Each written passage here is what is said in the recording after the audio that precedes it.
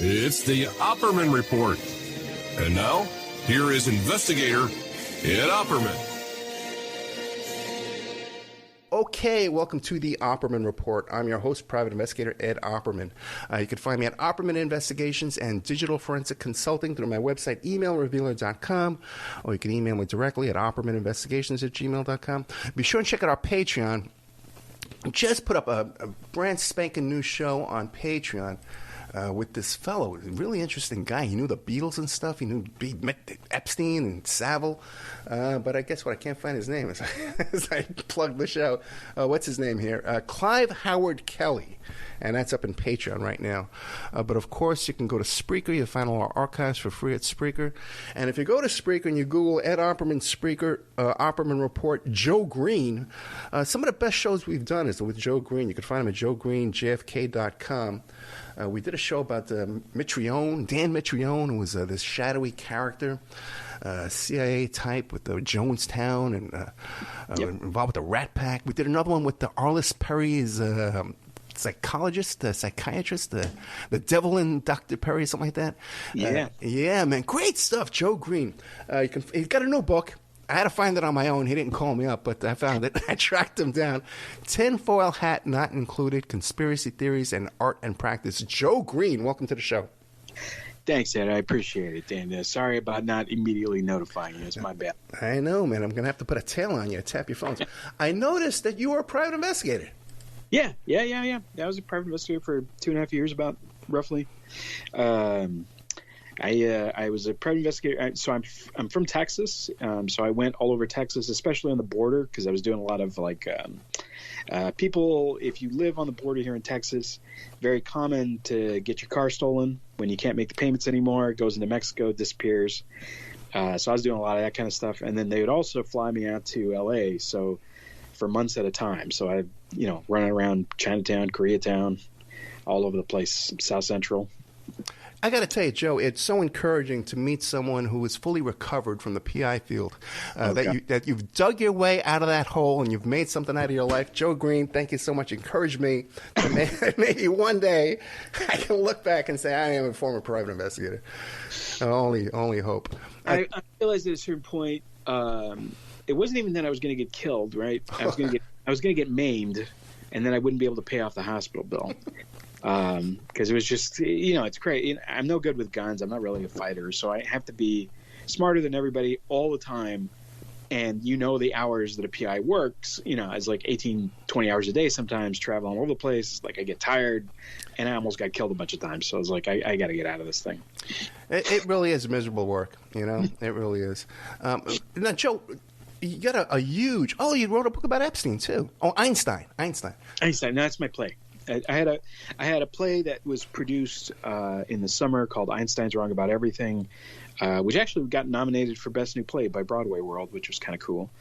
And then I have a current play, a one-act actually, that's part of 5 one-acts about Christmas that are going on at the Overtime right now. So if you go to the Overtime Theater in San Antonio, there's I think like 3 showings left if anybody's interested and you're in the area. How do you like it down there in San Antonio? Oh, it's great. It's great. Yeah. I think that I think that's the town I went through with the real bad traffic. Is that it?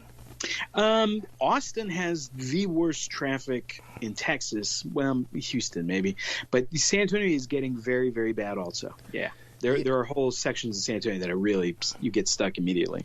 Yeah, I drove cross country pulling a trailer. Oh. Yeah, and with no taillights on, and which I found out in the middle of the night in Arizona, up in those mountains out there. And I tell you, at San Antonio, they wouldn't let me pull over. No one would give me a room to move. Out of all your books, why don't you tell us about some of your past books before we get into this, the Tinfoil Hat Not Included? Well, if you go to the website, and it's kind of weird because, and this is a problem with me in general, it's very hard to market because I write all kinds of different stuff. Yeah.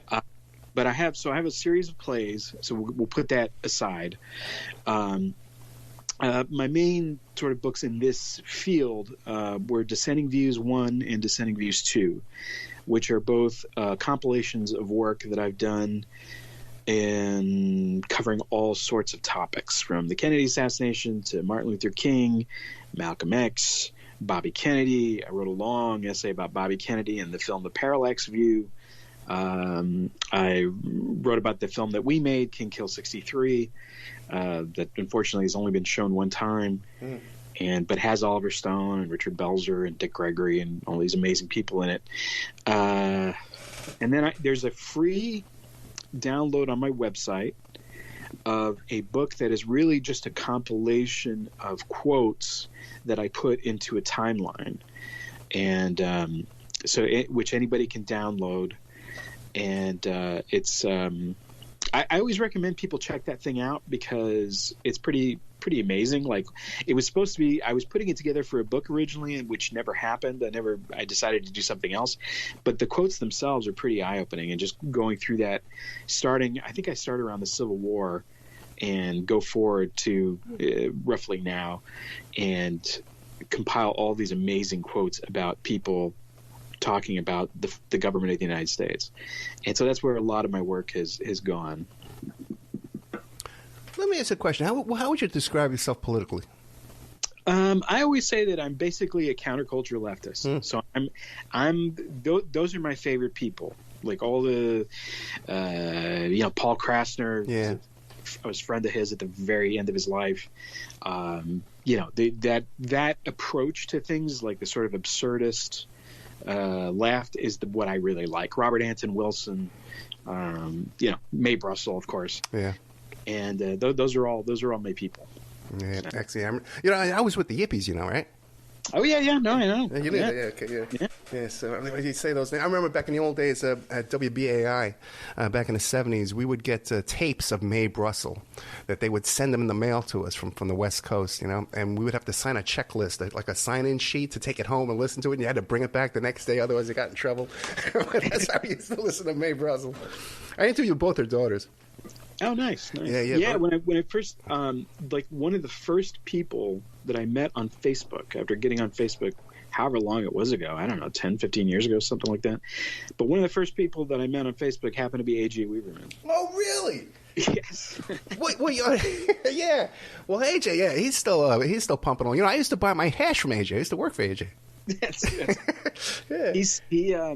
I helped him out with some FBI files regarding the Bobby Kennedy assassination for something he was doing, and he sent me a copy of his biography of Rudy Giuliani. Oh yeah, right.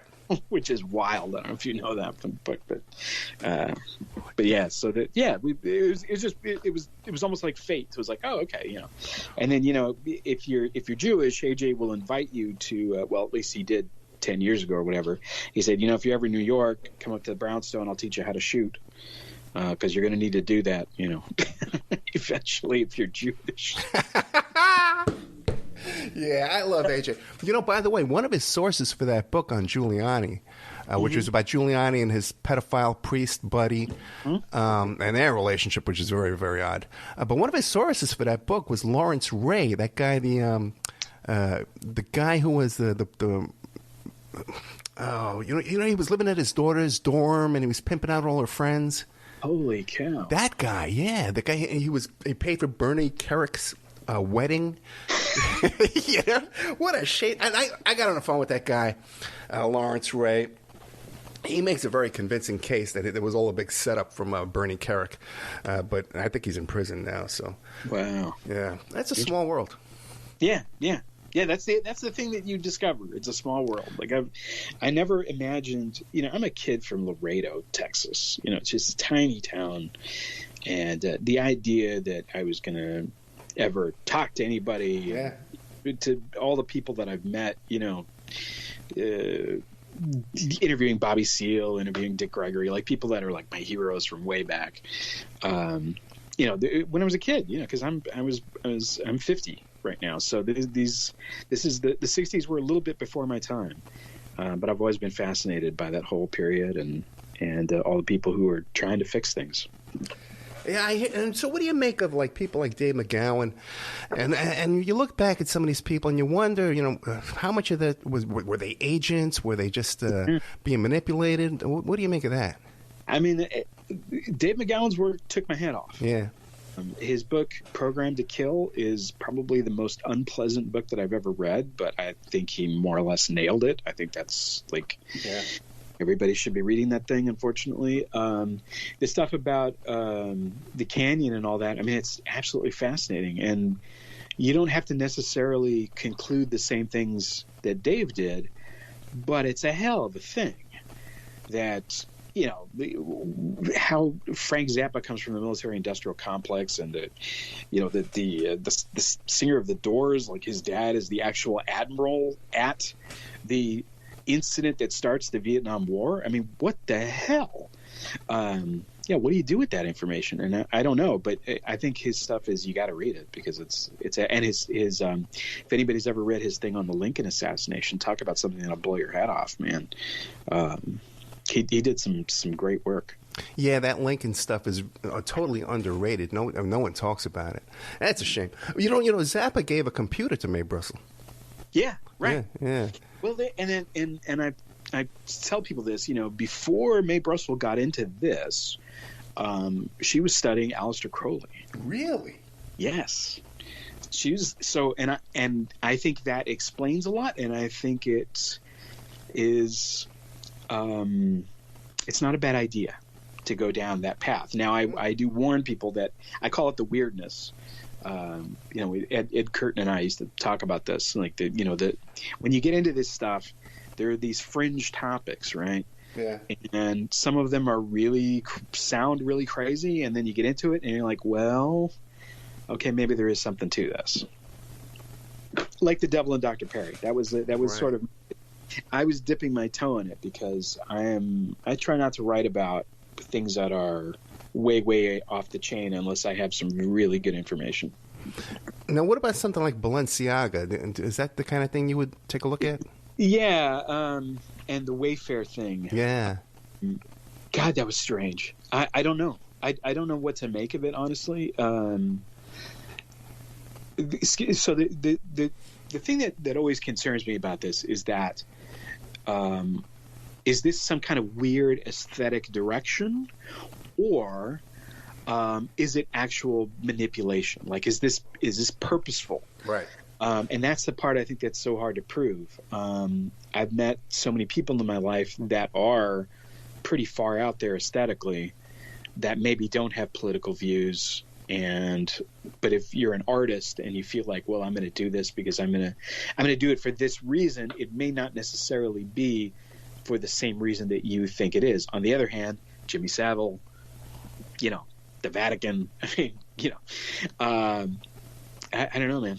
Yeah. That's the hardest thing to get good information on, and I think it's the hardest thing to talk about intelligibly because I don't know what to make of it. On the other hand, you look at the Wayfair and the prices on some of these things, and you're going, "What the hell's going on?" Yeah, and I emailed them several times and say, "Okay, show me a picture of this $15,000 cabinet. You must be proud of it if you're charging $15,000 for it. You claim it exists." Yeah. Yeah. Nothing. No response. I don't know. Yeah. Yeah. Okay, the book Tinfoil Hat Not Included: Conspiracy Theories in Art and Practice. What are we going to find in this book? So it's kind of interesting. We're right on the topic, really, because what I was trying to do in this, a couple of things. One is that people have told me that the two dissenting views books are pretty dense and kind of hard to get through if you are not already pretty familiar with a lot of things. So I've taken that criticism and I've tried to write something that is more of an introductory book to try to get people into, like, how do you think about these sorts of things? And then also I wanted to try to make distinctions about what is called conspiracy theories in our culture and what are actual conspiracy theories. So, stuff like the Balenciaga stuff or the Wayfair, it's like, I think that's for researchers to go through and see what they can find out and see if we can connect some dots, because sometimes you can. But I'm not going to say that I know what's happening, because I don't. I don't know what's happening. Not in the same way that I can say pretty convincingly, I think, that Lee Harvey Oswald did not kill President Kennedy. There's very little evidence or possibly no evidence that even happened, that Oswald was the shooter. But to talk about something like what's going on with Balenciaga, it's like there's so many different things that are going on. And as you well know, when you get into this stuff, I mean, you find that the tendrils go in all directions. And so you start studying one thing, and then you realize you got this person that pops up on all these other things, and you're like, what? Sometimes it's very difficult to sort through these connections. And that's what I was trying to do with this. And because the mainstream media tends to put all of these things into one category, that they're all ridiculous. Right. So like looking for the Loch Ness Monster is the same thing as saying that the government killed Martin Luther King, which is completely not. And I don't say that because I think that I have something against the Loch Ness Monster. I just don't think it's the same category of thing. Like, it's just not. It's a different. Searching for cryptids, which by the way is not crazy. Like, there's nothing crazy about that, about Bigfoot or any of that stuff. But it's just fundamentally not the same thing as doing political analysis or conspiratorial analysis. It's totally different. The topics should be labeled the same thing. Yeah, I just did a show yesterday about QAnon. Yeah. And the who's behind QAnon. And you see that HBO documentary where they get into some good stuff with the Watkins and Code Monkey and those characters in the Philippines and stuff. But all this stuff about Thomas Schoenberger and Cicada 3301, and all this crew of grifters that seem to be around these things over and over again. And the guest I had on, his theory was that these are just money-making scammers, you know, one con to the next. Yeah, no, I think that's right, and that's where you sort of get into the conversation, because is the government putting up QAnon? In other words, is this kind of a false flag to get people distracted with these idiotic theories about JFK Jr. I don't think it's necessary to posit that. I mean, it's not impossible, but yeah, I tend to agree that these are like trolls who figured out how to make money. I mean, this is the question about some of the other people in our field, quote unquote, that we have questions about, like Alex Jones, right? Is Alex Jones, has he been sincere about what he's doing, or is he somebody that's been put up to this because he creates a lot of attention on ridiculous things, and it makes it easier to censor the internet, which I think is basically where all of this is going. And I wrote about that in an article called Conspiracy Theorists Anonymous, like 4 or 5 years ago, because it looked to me as though people like Alex were presenting absurd claims that would then come back onto them, but would also fit the goal of keeping control of the internet, of free expression. Now, when you say government, though, right? Yeah. Because I know back in the 70s, the church committee and stuff like that. Okay, yeah, that was government guys, you know. But it seems now it's like Facebook and Google and Cambridge Analytica and these for-profit capitalists that are manipulating us and have all of our data beyond anything that the government, I think, has. Yeah, and that's another floating signifier that we have to work on, because what do we mean when we say government? Because you're absolutely right. You've got all these different, and sometimes I go back to Patty Chayefsky's Network, the big speech that Ned Beatty gives in that movie about the fact that there are corporations that are in these networks, and it has nothing to do with governments per se, because he's arguing that the money has been given, I forget, it's to the Saudis or somebody, but it has to come back. The money went there, now it's coming back to us, because that is how capitalism operates. It operates things.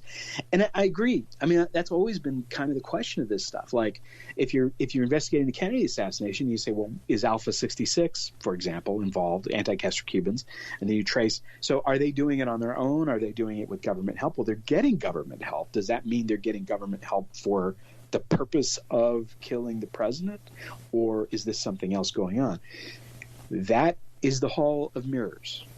And it's only gotten worse. And it's, we've us some of us who've been doing this for a while remember Wackenhut security, which, then we had to worry about Blackwater, and now there's like 50 other things that are going on, and they're independent sometimes and they work together sometimes.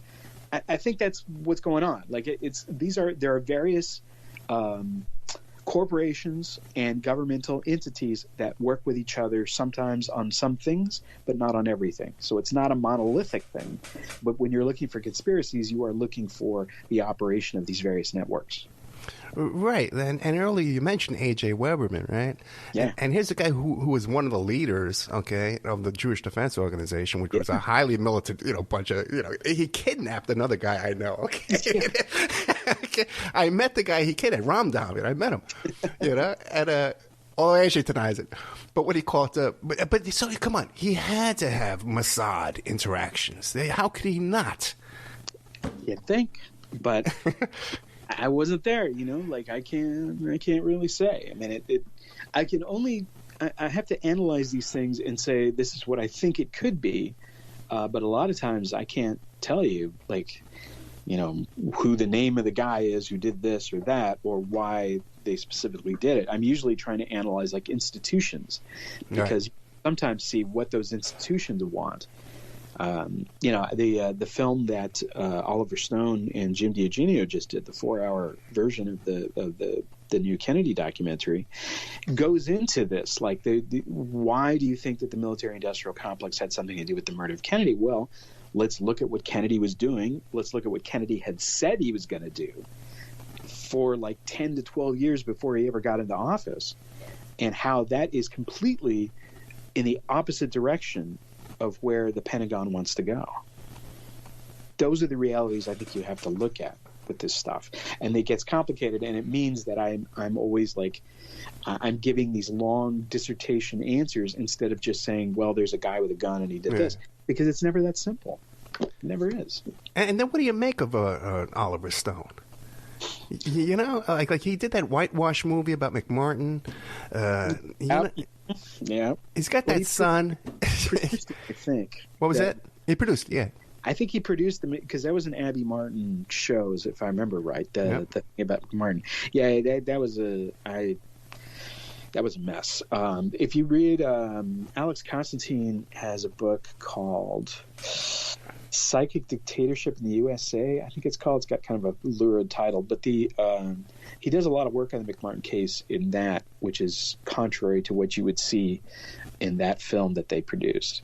I mean, so here's the thing, right? Well, I'll go one further. He warned Stone. He contacted Stone and told him the truth. Yep, he did. And so what the hell did you do with that then? Yeah. But you also, this is getting into somewhat of an uncomfortable area. I mean, so how many people try to get to Oliver Stone every day, get his ear, and then make a presentation about something that he then has to interpret? Like, is this the truth? Is this, how wild is this? So I can't get into his head in that regard. I mean, people disagree about stuff, and that's part of the other thing that I wrote about in this book, is that just because one person is a quote-unquote conspiracy theorist on one issue doesn't mean that they have that same perspective on another issue, because people can disagree about the facts. And that's what I think is going on. I mean, I've been in Oliver's office. We interviewed him for like 3 hours for this thing, and he was very helpful to us, but I did not ask him about the Martin case, even though I kind of wanted to. That question was floating in my head, believe me, at the time. But I think it just comes down to different people can disagree about different things in a civil way and about the facts. I actually did ask his son.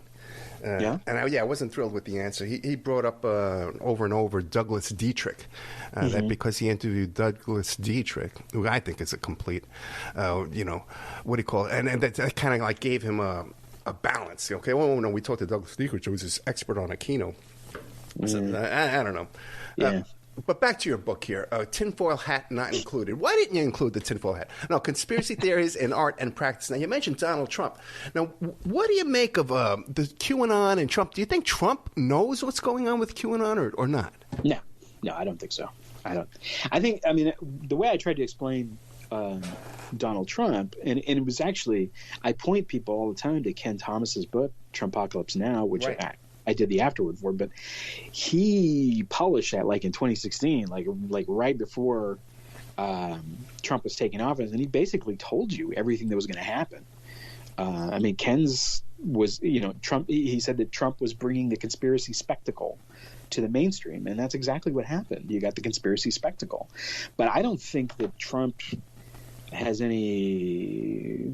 I don't think he has a coherent political view. The way I saw his presidency was that he had certain things in mind that were good for his bottom line. And he made decisions to help his bottom line regardless of how that looked like in terms of foreign policy. So one result of Trump's presidency is that he actually bombed fewer people than other presidents because he doesn't want to bomb any place he might have to put a hotel up someday. Did you ever see where he bombed that heroin factory in Afghanistan? Yeah, that was interesting too. But how do you know that Trump does not strike me as a particularly sophisticated thinker, not even in background. So when he's making decisions like that, is he making the decision, or does he have somebody in his ear convincing him why this is a good idea and that he decided to do it? And that's I don't know, because that was the thing. The thing about Trump that's really different from all the other presidents is that he has a whole different level of corruption. And I don't mean that it's different in the sense that he's more corrupt, because that's probably not true. But it's a different kind of corruption. It's not a corruption that depends on Raytheon and Bell Helicopter and Halliburton and all that, right? He's not coming from that perspective. He makes his money in other things, real estate, and well, he never has made money really, but his business interests are not that. He fundamentally does not build weapons. So he's not, for the military-industrial complex, he's maybe not the ideal president because of that, because he has a different set of corruptors than other presidents do. You know what I mean? Oh, no, 100%. I can just imagine him sitting back and saying, how come I'm not getting a cut of that money? How come I'm not getting a cut of that Coke money? Every other president gets it. Bill Clinton walks around talking about it. Yeah. No, I can easily see that is his exact reasoning about everything. Yeah. He's always got an eye on whatever, the business interests he's thinking about may be completely stupid, but that's what he's thinking about when he's making these decisions most of the time. What do you make of January 6th? Yeah. It's very hard for me to conceive. Because I watched it live like a lot of people did, and watched it for hours. And you're thinking, like for example, John Judge. Okay, John Judge was my mentor, and of course, John became an expert on how to have a protest in Washington, D.C. And one of the things he talked about was, if you have to have a protest, you end up talking to 6 or 7 different security people, because it's, the park police has the park police, there's D.C. police. They've got all of these little fiefdoms that crisscross each other, and you think that you're going to be able to talk to one person, and you can't. There's a lot of coordination that has to happen. So the question then becomes, it's not just, well, why didn't the state provide, the National Guard or something? It's, why did all these different security forces take the day off? That's I find it very difficult to believe that a lot of the things that happened, like the people running around the Capitol, can happen if security forces are actually there to stop what's happening. Well, yeah, and Trump tweeted out in the middle of this, hey, the Hill cops are on our side. Be nice to them. Stop fighting with the Hill cops. What about Liebengood? Did you look into him? I don't think so. His dad was the guy that committed suicide the next day, right? Okay, yeah, his dad was a sergeant at arms, okay? And then his dad went into partnerships with Stone and Manafort. Yeah. Yeah, man. And no one talks about that. No. You know what I mean? No mention of that one.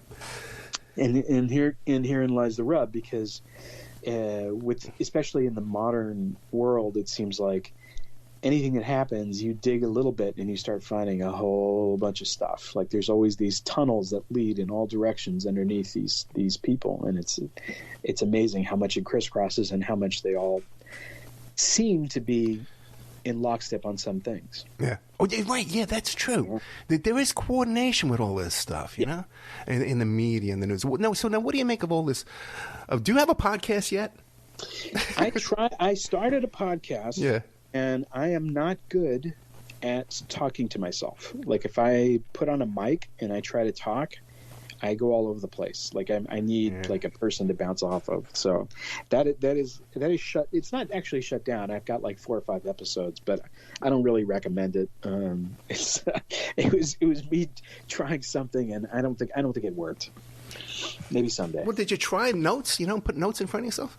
Yeah, but I get conscious. Like it's weird. Like I don't know how people do it. Like like the Rush Limbaugh types who just like for hours just talking to a micro. Like obviously it takes practice, but I have a hard time with it. Just talking to myself, it feels really weird. Yeah, I think Rush Limbaugh talked to himself all day long. I think, when you hear those stories, I heard those stories about him being addicted to that Oxycontin, years before it went public. And I heard also, too, the rumors he was going deaf.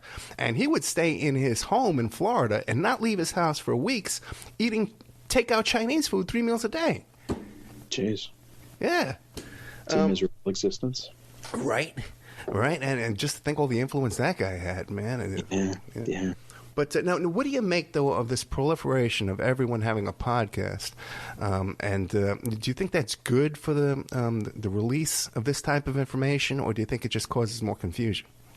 I mean, both. So, this is the problem with all whenever you have new mediums of exposure. I mean, and I talk about this in the book. I mean, one of the things that happened when the Gutenberg press occurred and people were able to print out pamphlets. What they did was they printed out pamphlets abusing other people, right? They started the Joe Green Democratic Party of the United States, and they said, that guy over there, Michael, he's terrible, and let me tell you what's going on with him, right? And so that happened. That was, so it was like a little mini internet, people printing things, nasty comments about each other, a lot of them political. I don't think it's a bad thing to have more voices and more information, quite generally. I think that's preferable. The proliferation is preferable to having, ABC, CBS, and NBC, and that's it.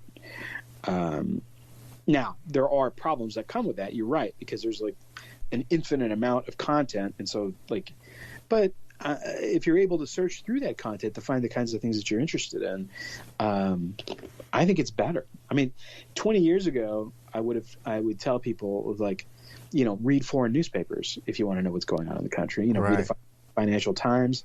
If you read a little French, Le Monde was for a long time like the best newspaper in the world. And that's a good way to do it. It's less good now because there are a lot of those entities have been swallowed up by large corporations, and now it turns out that there's a corporation that maybe owns 24 newspapers or more. But the principle is the same. So it's harder to find specific information, but if you know what you're doing, you know how to navigate stuff, you can find it. It's all out there. One of my concerns is that the same people, for a lot of these podcasters and potties, as I like to call them, they get all their information from Google, which is all scrubbed up all over the place. Yeah. You see it.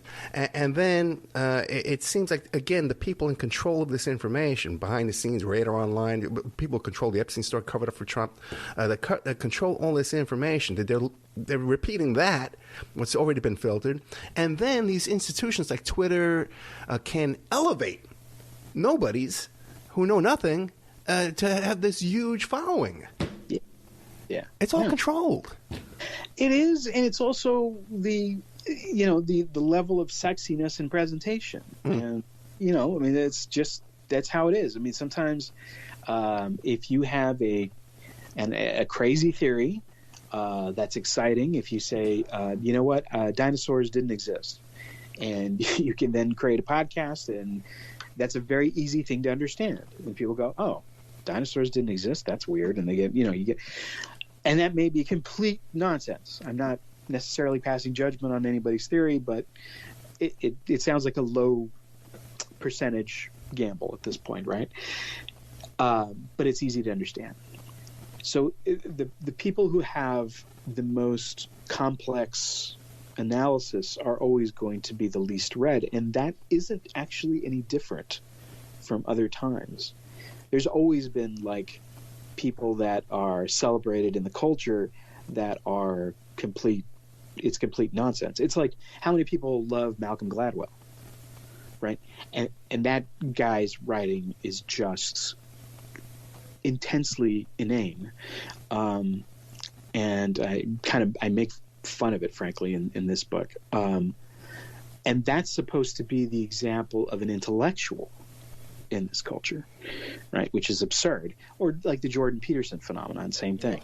You get this guy who's an intellectual, allegedly, but he's found a bunch of nonsense. It's like, and there's some true. He says some true things, and that's why he caught on. But that's always going to be true of anybody, any ideologue. They're going to tell you 80-90% the truth. It's the percentage that isn't true that sends you in the wrong direction. We're talking to Joseph E. Green. His website is joegreenjfk.com. We're talking about his latest book, which is Tinfoil Hat Not Included, Conspiracy Theories in Art and Practice. Be sure and check out Spreaker for the previous shows with Joe Green. Great content always brings the goods. You mentioned Jordan Peterson, okay, which is a whole nother. You get me off on potties. Now I'm going off on his Instagram and these TikTok reels with Andrew Tate. It seems like what happened was with Johnny Depp. Johnny Depp figured out, hey, listen, we can do 1,000 of these reels and short YouTubes and TikToks. Me swaggering into the courtroom, Amber Heard, Amber Turd, she's stupid, she's a liar, she's this, she's that. And these other guys are following along with that formula. These same guys, Jordan Peterson, Andrew Tate, that other guy with the mustache, Family Feud. You know what I mean? What do you make of that, man? That can't be healthy for us. It's not, but it's also part of it's like the guy who wrote the book, Do They Serve Beer in Hell or whatever. That guy was a thing for a minute.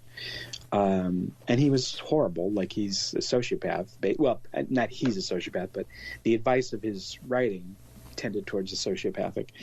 I mean, I just feel like that's part of the culture. It's always sort of pointed in the wrong direction in some way.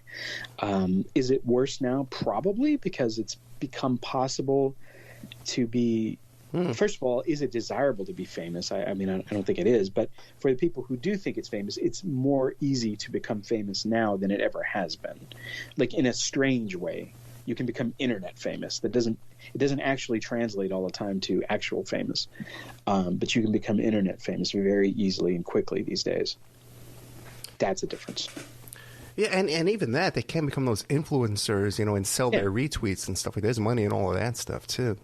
Yeah. Which is, it's bizarre. But whether it's good or bad for the culture, I mean, you don't want to get me on this topic. I do. I was a big Neil Postman fan, so like. His book Technopolis or Technocracy, I can't remember what the title was, but he was basically a Luddite, and I kind of am leaning that way too. In other words, not so much that technology itself is bad, but when technology is the solution to every problem, that's obviously bad, and it's obviously having negative effects on our culture. I mean, the fact that Elon Musk is celebrated is like, it's idiotic. But from a tech bro standpoint, like, he is their god. I don't think that we are going to someday be able to put ourselves into machines. I think that's an incredibly stupid idea. And anybody who knows anything about trauma, what happens when you just take a blow to the head or something bad happens to you and you develop trauma? Imagine putting yourself into a machine, what that level of trauma would be, and whether it would make any sense to say that you are the same person in that machine that you were in your flesh and bone and meat body. Those are the kinds of ideas that I think are repulsive and are sending our culture over the brink. But that's how it is. And meanwhile, he's killing thousands, I believe, monkeys, thousands, Yes. in pursuit of this crazy. And he's definitely one who's in that same group with that Family Feud and Andrew Tate and Johnny Depp and all those guys with those reels and stuff like that. And he would know because he dated Amber Heard, so he would know the same media people that did that for Depp. Sure. Now, what do you make of this whole situation? Because even you're 50 years old, I'm 60. Yeah. 20 years ago, we didn't have these iPhones. People weren't staring at these iPhones all day long. What do you make of that for our culture? It's a disaster. I mean, it's almost a cliche, but if you were a baby, if you were a child that grew up playing with phones, yeah, I don't know, man. It's obviously having an effect on people's level of anxiety, because many people that I work with too in my regular job have a great deal of anxiety doing anything that involves face-to-face contact. Right.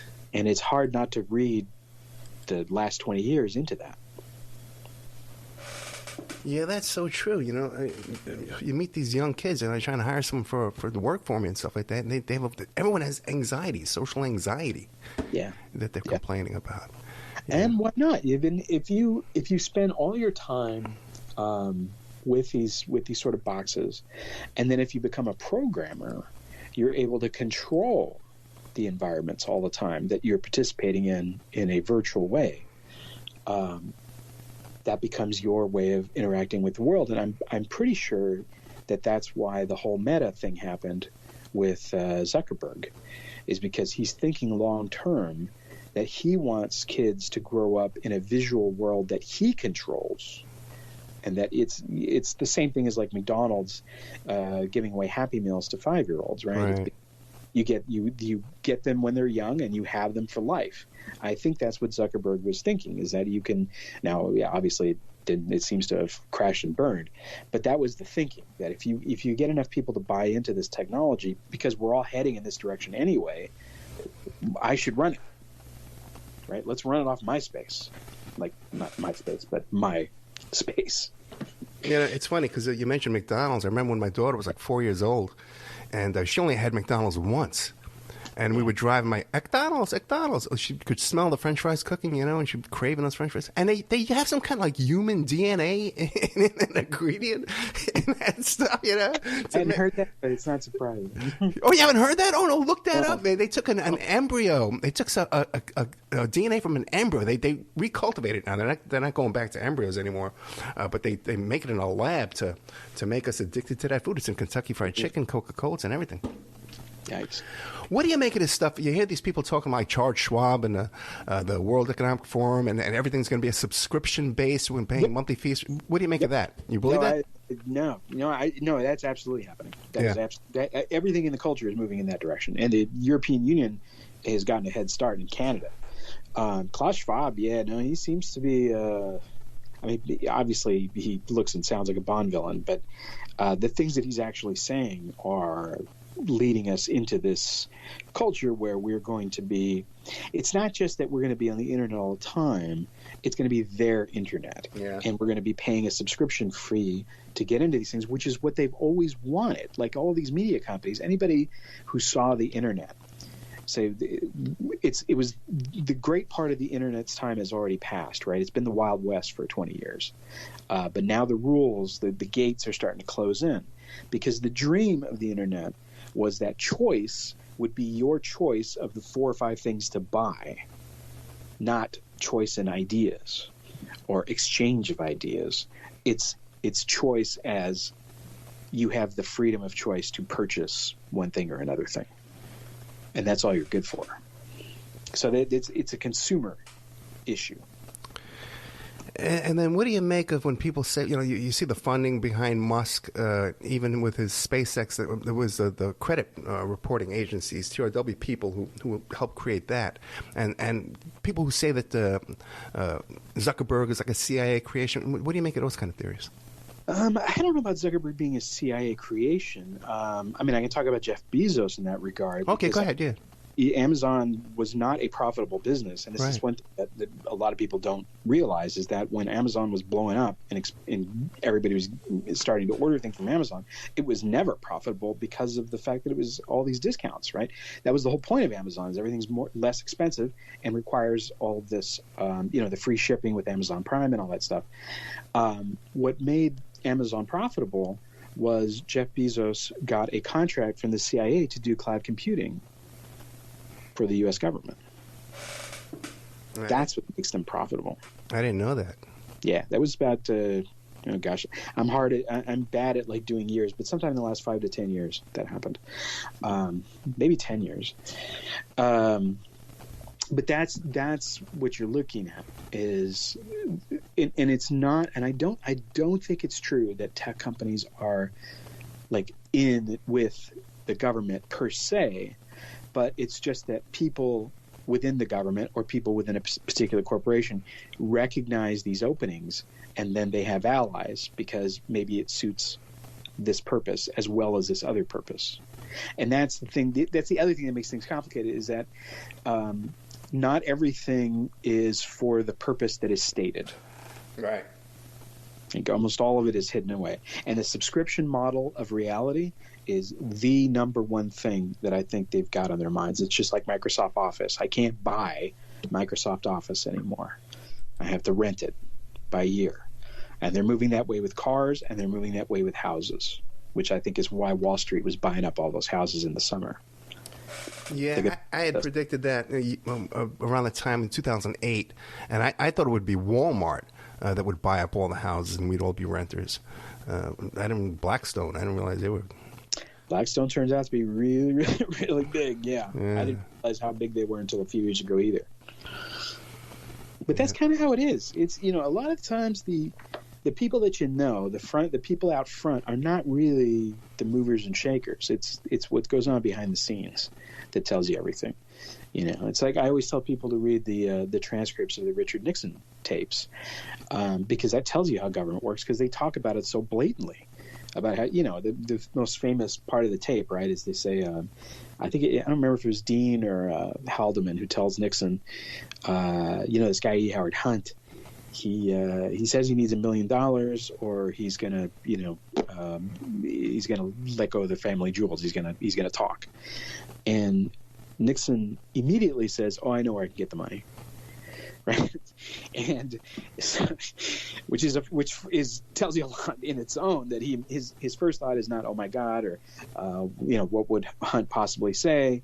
Why so much money? He just says, "Oh yeah, I know we can get the money." And the people who are writing those checks in the background are people that are very interesting when you start to look them up. The Baby Rebozo types, and you realize that those are the kinds of people that are actually getting things done inside the government. I just mentioned this on another in another discussion as being relevant. Is if you read Charlie Wilson's War, the book that was turned into a film with Tom Hanks. Well, what happens in Charlie Wilson's War? You got a congressman who gets in with this lady who has these crazy right wingers who want to build up Afghanistan to fight against the Soviets. And so he is able to coordinate parts of the CIA that are capable of funding that, and also getting money through Congress in allyship with these crazy right-wingers. So is one controlling the other? I don't think so. I think they are part and parcel of the same thing, that are allies for a time because they have the same goal. And it's funny, you mentioned the payoff to Hunt. And they wind up blowing up his wife's plane, Dorothy Hunt, Mae Brussels article. Yeah, when I talked to her son. You know, and the other one too is like you're talking about with the Nixon tapes. Listen to the tape of Michael Cohen talking to Trump about the Stormy Daniels payoff. Exactly. And when Trump objects, well, no, you don't have to pay it. Someone else is paying it. You know Someone what I else, exactly. Yeah. Which tells you what is Trump's interest, his personal gain. Like it is. I don't think Trump gives a shit about foreign policy, other than, oh, sorry, I didn't. That's okay. He is interested in making money, you know, and not poisoning the well of places where he could make money. Yeah, if you look, I don't know if you probably never heard the show, but I did a whole report on that the coup in Venezuela that involved Trump's security guards and Rudy Giuliani's clients. It was just a homemade operation, man. They went in there, tried to overthrow Venezuela, and it was put down by angry fishermen. Yeah. Yeah. Which is not that, you know, that's not that when Hugo Chavez was there, right? We got people to put him down in the basement. And they kidnapped him, and they held him there as hostage for a while, but then the people didn't go along with it. So that coup didn't happen either. Chavez ended up surviving that one, and that was 20 years ago or more. So that's another great example of the government has objectives that it wants to achieve, but then there are other individual parties who have their own. I mean, it's like the anti-Castro Cubans in Cuba and the mob, right? The mob did not like Castro because Castro did not allow them to pursue their gambling interests. So they have an interest in getting rid of Castro, and so does the government for political reasons. Yeah, when I interviewed Frank Sturgis's nephew, what do you call it? Who was, by the way, who was the alibi for where Frank Sturgis was on the day of the JFK assassination. Okay, and he has different things to say privately. Okay, and he and AJ, by the way, he was partnered up with AJ. They went down, they testified in Portugal about an assassination that Frank Sturgis did down there before the Portugal Parliament. But he told me Frank Sturgis had his own B-25 bomber. He had his own bomber jet that he kept in a hangar. And he would help him make Molotov cocktails. What's that other stuff? The C4 explosives they would make, you know? And what do you call it? No, it was napalm they would make. They would make napalm. Yeah. And he bombed the Haitian president's palace because he owed a gambling debt. Okay. Yeah. Yeah. Joseph E. Green, we are out of time. I enjoyed this so much. Please, you know, when you got a new book, man, give me a call. Or anything you want to come on the show, you want to talk about, and share recipes. Joseph E. Green Recipes. Yes. Joe Green, JFK.com. This book we talked about, Tinfoil Hat Not Included, Conspiracy Theories in Art and Practice. But check out Amazon, Joseph E. Green. This guy's a real legit elder statesman in this field, and I can't thank you enough, Joseph Green. Thanks a lot. I appreciate it. Good night. Take care.